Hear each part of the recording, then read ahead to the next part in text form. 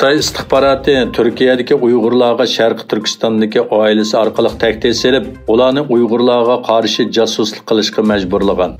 İstanbul Zeytinburnu'ndaki Uyg'urlar ochgan bir satrashxonada bir Uyg'ur yosh maxfiy holda do'konni suratga tortayotganda tutilib qolgan. Bu yoshning telefonidan WhatsApp orqali istixborot xodimlari bilan bo'lgan suhbat xotirlari va ularning buyruqlari tepilgan. Uyg'ur yosh Xitoy soqchilarining o'zining Sharqi Turkistondagi onasiga ziyon soladiganligi to'g'risida tahdid selib, Xitoyning shpioni bo'lishga majburlanganligini e'tirof qilgan. Bu ayning 16 kuni Yevropa Kishilik huquq sudi Maltani bu davlatda yashayotgan Uyg'ur ayolni chegirdan chiqarib o'tmaslikka buyurgan. Qo'g'dug'uchi gazetining 17 yanvar kuni bergan xabarda ma'lum bo'lishicha, muhojiratdagi bir jup Uyg'ur ayol 2016-yili Maltaga kelib panohlik talab qilgan. Ammo bu iltimosi 2017-yili rad qilingandan keyin ular Maltada necha yil yoshirinib yashashga majbur bo'lgan. 2022-yilga kelganda ular qayta iltimos sunib, o'zlarini Maltadan qaytarib o'tmaslikni talab qilgan. Ammo 2023-yili 1-oyning 12-kuni yana rad qilingan. Erkin Osiyo radiosining xabar qilishicha, Malta hukumatı bu Uyg'ur ayolning bir necha kun ichida Xitoyga qaytarilganligini bildirgan hamda ularning telefonini ilib olgan. Xalqaro kishilik huquqni kuzatish tashkiloti yillik dokladida Rossiya bilan Xitoyning 2022-yildagi eng nachar davlat deb bekitdi.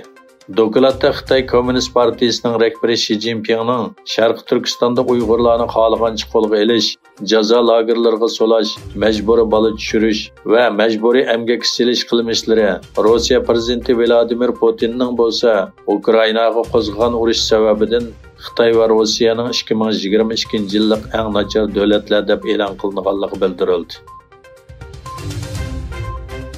Xitoy hukumatı Amerika Avam palatasining Xitoy atalg'usini ishlatmay, uning o'rniga Xitoy Kommunist partiyasining qisqartirilmasi bo'lgan CCP'ni ishlatishga norozilik bildirib, Amerikani sovuq munosabatlar urush qo'zg'ash bilan aybladi.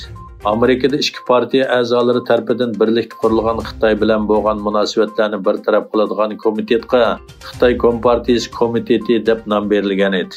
Parlament a'zolari buningda Xitoy hokimiyati bilan xalqni ayirib muomala qilishni maqsad qilganligini bildirgan edi. Egilnishicha, Amerika Moliya ministri Janet Yellen va Xitoyning tashqi savdo va xalqaro iqtisodiy munosabatga mas'ul muavin bosh ministri Liu He Syurixdagi uchrashuvda makroiqtisod va pul muomala masalasidagi aloqani texmo yaxshilashga qo'shilgan. Amerika Moliya ministrligi bayonotida Yellenning andish qiladigan masalalarni o'tirg'a qo'yganligini bildirdi. Tayvan diplomatiya ministri Joseph Wu Xitoy davlat raisi Xi Jinpingning ichki masalalardan qutulish uchun Tayvanga tajovuz qilish ehtimolligining yuqori ekanligini aytdi. Xabar qilinishicha, Joseph Wu 2027-yili bu xil harakatning yuz berishining halqaliq yil ekanligini aytgan.